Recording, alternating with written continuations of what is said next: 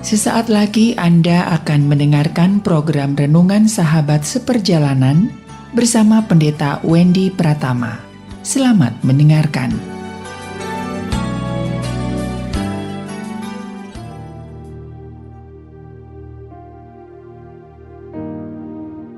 Selamat berjumpa kembali dalam layanan audio Sahabat Seperjalanan. Hari ini adalah hari Jumat Agung 7 April 2023.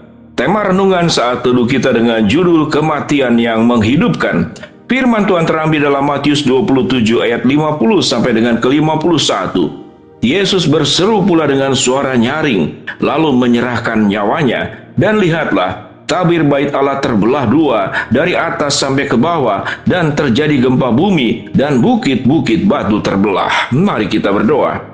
Bapa yang di dalam surga, terima kasih bahwa kematian daripada Engkau memberikan kepada kami sebuah kehidupan yang kekal, yang kami terima, yang dapatkan kami dalam janji-Mu yang luar biasa. Dalam nama Tuhan Yesus kami berdoa. Amin. Shalom sahabat seperjalanan yang dikasihi Tuhan, kematian yang menghidupkan. Kalau kita berbicara tentang fungsi, apa itu fungsi dan manfaat daripada kematian Tuhan Yesus? Manfaat daripada kematian dan fungsi kematian Tuhan Yesus adalah membuat kita mengalami kehidupan. Kalau Yesus tidak mati di atas kayu salib, maka kitalah yang akan mati dalam keberdosaan kita. Kalau Yesus tidak mati di atas kayu salib, maka kitalah yang harus naik ke kayu salib. Dan setelah kita mati di atas kayu salib pun, dosa yang ada pada diri kita tidak pernah akan terlepas, akan tetap melekat. Kematian kita menanggung semua akibat dosa tidak akan memberikan kehidupan. Sekalipun kita mencoba, apa yang dialami oleh Yesus mencoba kita juga mengalaminya. Dan itu terjadi di berbagai negara sebagai sebuah tradisi yang dilakukan. Ada seseorang yang menjadikan dirinya berperan sebagai Tuhan Yesus.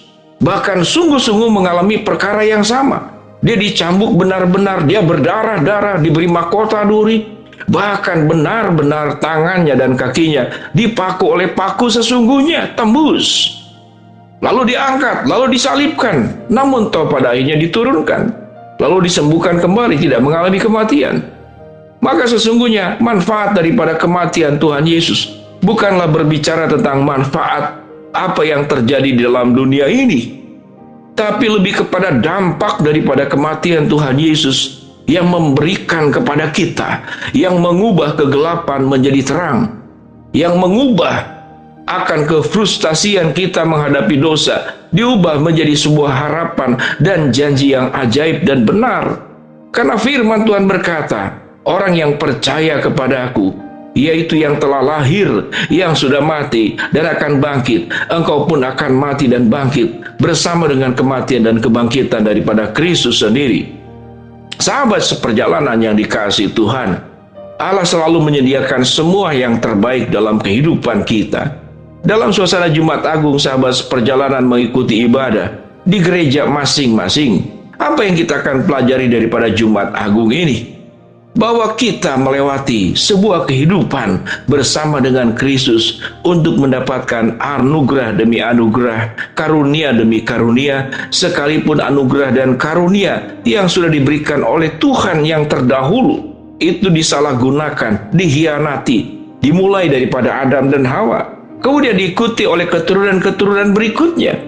Semua dosa yang terjadi sebelum Kristus naik ke atas kayu salib itu tidak memudarkan, tidak menurunkan, tidak menyurutkan, tidak membatalkan akan rencana keselamatan yang sudah disepakati oleh Allah Tritunggal, dan Kristus datang ke dalam dunia untuk menebus kita. Apa yang menyebabkan Yesus mau menanggung semuanya itu? Karena kasih-Nya, karena cintanya yang sedemikian luar biasa buat kita semua. Tatkala kita memaknai kematian Tuhan Yesus, maka di balik kematiannya adalah kasih-Nya yang maha sempurna, kasih-Nya yang maha ajaib, dan kasih-Nya yang tidak tertandingi. Kekuatan seseorang yang berani sampai menghadapi kematian karena cinta dan kasih. Ada banyak peristiwa yang terjadi. Seorang ayah mengambil bayinya yang ada di dalam rumah, kemudian mengambilnya sementara dia mengalami kebakaran, namun asal kemudian bayinya terlindungi. Itu kisah yang kita sering kali dengar. Bagaimana kemudian orang yang mengasihi kita, menyelamatkan kita, sementara dia sendiri kemudian meninggal. Sahabat terkasih yang di dalam nama Tuhan Yesus, Jumat Agung adalah membuat kehidupan kita mengalami keagungan-keagungan bersama dengan Allah. Dengan demikian, tatkala kita menyikapi sebuah perjuangan panjang dan berat yang sudah dilewati oleh Kristus, biarlah kita dalam kehidupan kita selalu mengagungkan Kristus lewat Jumat Agung yang saat ini kita lakukan. Kita menikmati perjamuan kudus, kita menerima roti, kita menerima cawan, kita menerima anggur, dan kemudian apa yang dikatakan dalam kebenaran firman Tuhan, biarlah perjamuan ini menjadi peringatan akan aku, bagaimana Kristus sudah memberikan semua yang terbaik di dalam setiap kehidupan kita. Seseorang yang punya kehidupan, dia berani melewati kematian agar kemudian kehidupan itu terjadi. Itu hanya dilakukan oleh Kristus yang punya dampak secara sempurna. Pembelajaran yang kita lakukan setelah kita menikmati perjamuan kudus, kita kemudian menyaksikan kembali kematian Kristus yang sudah terjadi sekian lama, dan diingatkan kembali peristiwa daripada Jumat Agung ini untuk boleh menolong kita bahwa hidup ini adalah sebuah perjuangan. Hidup ini adalah sebuah hidup yang harus kita jalani dengan memberikan seluruh kehidupan kita bagi kemuliaan Tuhan dan bagi keagungan Tuhan. Apapun peran sahabat seperjalanan dalam kehidupan keseharian, jadilah pribadi yang berani menghadapi kematian. Jadilah pribadi yang berani menghadapi kesusahan. Jadilah pribadi yang berani menghadapi masalah. Tatkala kesusahan, masalah, penderitaan yang kita alami, yang kita lewati, memang perlu diperjuangkan, memang harus dilalui, memang harus kita kemudian terima seluruhnya. Maka akan ada keagungan-keagungan di dalam hidup ini. Seseorang yang dikhianati, namun dia tetap setia, kita akan mengalami masa-masa sulit. Namun hasil daripada kesetiaan, bukankah Tuhan dimuliakan?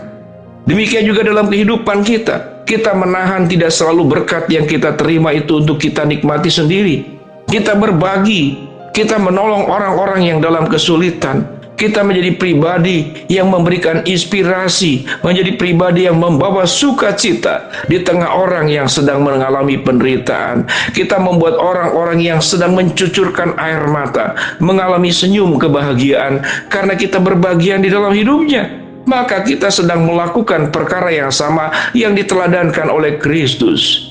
Kita berani menghadapi salib.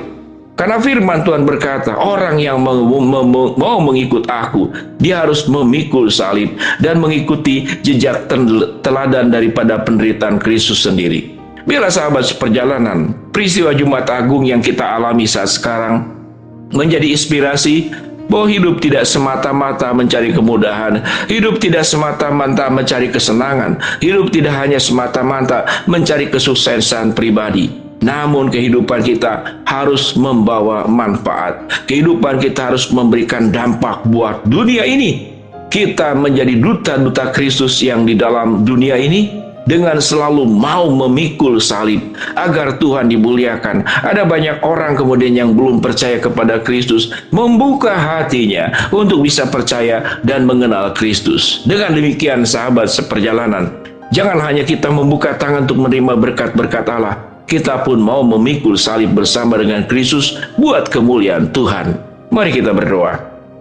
Bapa yang di dalam surga, biarlah ya Tuhan Jumat Agung yang kita terima saat ini boleh menolong kami untuk bisa mengingat akan cinta kasih Tuhan yang luar biasa buat kami semua. Hamba-Mu berdoa buat sahabat seperjalanan yang sedang sakit, Tuhan jamah sembuhkan. Sahabat seperjalanan yang sedang menghadapi masalah, Tuhan bukakan jalan. Sahabat seperjalanan yang sedang berdoa, mengharapkan sesuatu kepada Engkau, Tuhan akan kabulkan dengan cara dan waktunya Tuhan. Dalam nama Tuhan Yesus kami berdoa. Amin. Shalom sahabat seperjalanan, kematiannya menghidupkan.